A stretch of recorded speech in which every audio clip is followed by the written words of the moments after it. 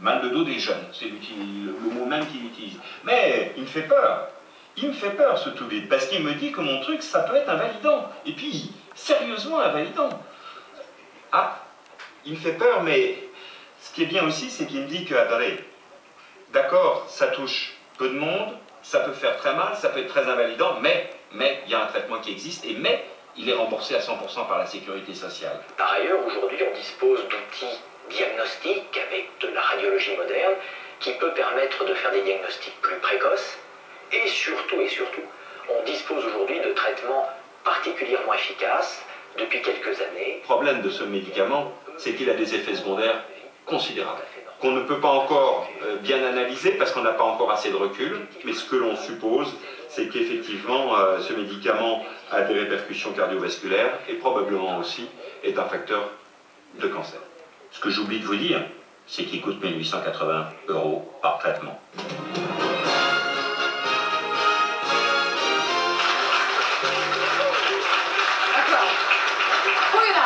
Welkom bij Radar. Gezonde Skepsis is... Notre institut étudie l'industrie pharmaceutique. Comment elle fait pression, comment elle vend les médicaments, comment elle tente d'influencer les patients, les médecins, les gouvernements, les médias. L'objectif est de réduire cette influence pour avoir une utilisation plus rationnelle des médicaments. En collaboration avec une émission de défense des consommateurs, nous avons inventé une fausse campagne publicitaire. Nous voulions montrer comment l'industrie pharmaceutique monte des campagnes d'information sur les maladies pour vendre ces médicaments. Nous avons approché une agence d'études marketing en leur disant que nous étions mandatés par un important laboratoire pharmaceutique qui souhaitait sortir un médicament contre la flatulence et nous voulions une enquête pour montrer l'étendue du problème. 1 op de 4 Nederlanders heeft last van winderigheid. Van deze mensen heeft 86% lichamelijke klachten als een opgeblazen gevoel, buikkrampen of misselijkheid. 75% heeft geestelijke klachten als schaamte, ongemakkelijkheid of onzekerheid. 76% is nog nooit bij de huisarts geweest voor zijn winderigheidsprobleem. En ruim de helft wil wel een medicijn gebruiken om winderigheid tegen te gaan.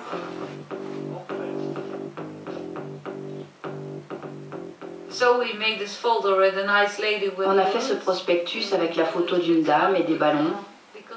C'était pas mal, des ballons avec l'idée du vent, la flatulence, l'air. C'est comme ça que procède l'industrie pharmaceutique, en utilisant des patients souriants, puisque leur problème est résolu.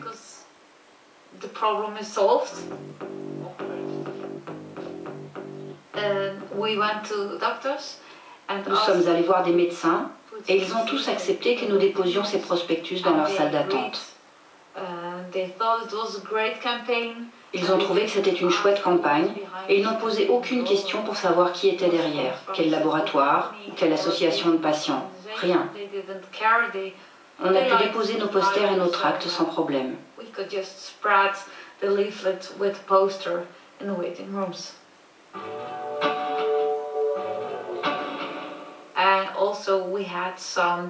On avait aussi des témoignages de patients souffrant de flatulence.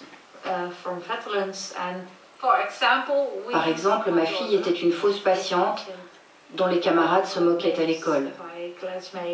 Sa maîtresse lui disait que ça n'était pas bien de péter en classe, que c'était impoli.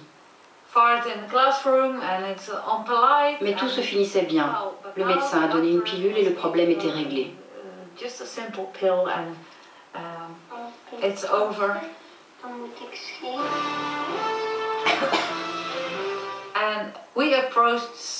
Nous avons contacté des émissions de télé, des émissions d'information et de divertissement, et nous avons demandé s'il était possible de parler de la flatulence. Et la réponse a été oui.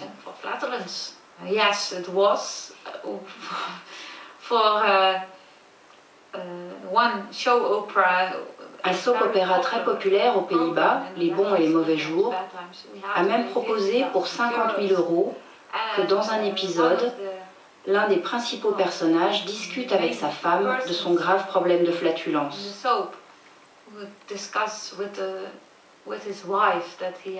Sa femme lui conseillerait de consulter le médecin Il serait filmé dans la salle d'attente où on verrait notre poster et notre prospectus.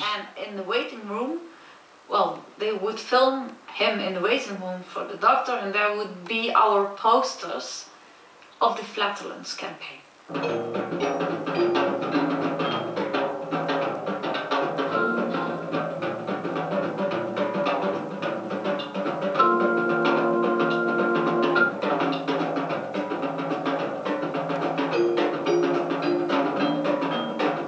The polypill was announced in a special issue. La polypilule a été annoncée dans une édition spéciale du British Medical Journal en 2003.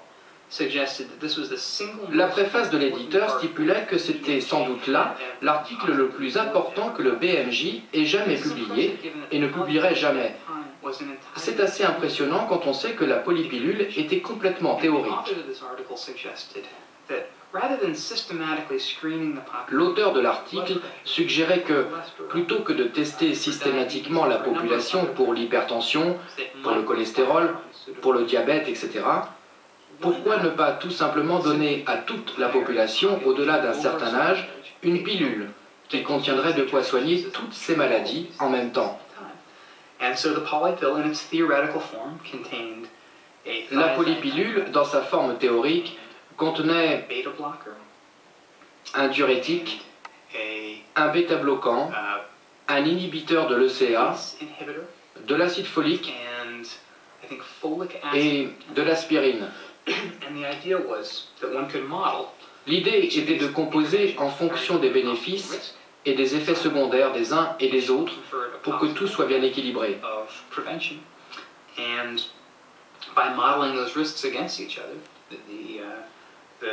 Et ainsi, disait l'auteur de l'article, on pourrait diminuer la mortalité par maladie cardiovasculaire de 88%.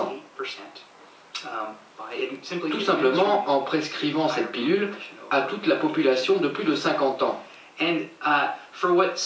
Alors que cela semble une perspective assez orwellienne, la polypilule a généré tout de suite un grand enthousiasme. Des centaines de gens ont écrit sur le site web du journal pour dire que si une telle pilule existait, ils la prendraient immédiatement. D'autres interrogeaient « Pourquoi seulement une polypilule? Pourquoi pas une pour les hommes qui contiendrait un médicament contre le cancer de la prostate et une polypilule pour les femmes avec de la tamoxifène pour réduire les risques de cancer du sein ?»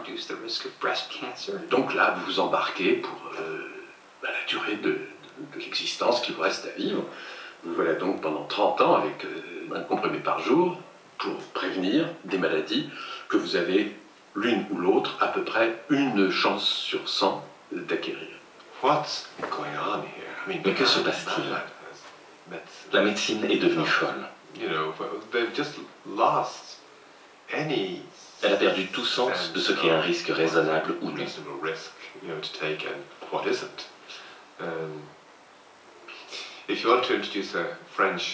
Il faut se souvenir de la phrase du médecin français Pinel sur l'art de la médecine.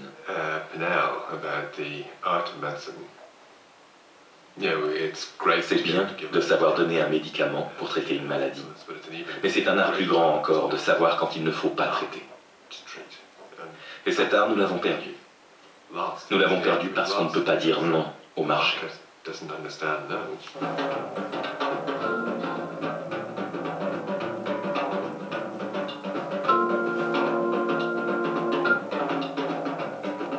Gehen auch Sie bei Erektionsstörungen zum Arzt.